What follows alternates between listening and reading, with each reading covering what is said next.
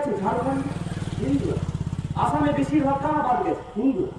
এই CA NRC হিন্দুদের বাদ মুসলিমদের তাড়ানোর জন্য নয়, এই এনআরসি সিএ হচ্ছে গরিব মানুষকে ভারত থেকে তাড়ানোর জন্য, গরিব মানুষকে ডিটেনশন ক্যাম্পে পড়ে দেওয়ার জন্য।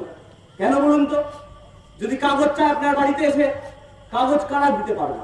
আপনাকে এসে যদি বলা হয় আপনি 1970 সালে জন্মেছেন, বার্থ সার্টিফিকেট দিন, আপনি দিতে পারবেন? পারবেন। কারণ আপনার পকেটে টাকা দিয়ে আপনি কোর্টে গিয়ে এফিডেভিট করতে পারবেন না। পারবে কারা? বড় লোকেরা। গরিব মানুষের কাছে নেই প্যান কার্ড, গরিব মানুষের কাছে আধার কার্ড নেই, হারিয়ে গেছে।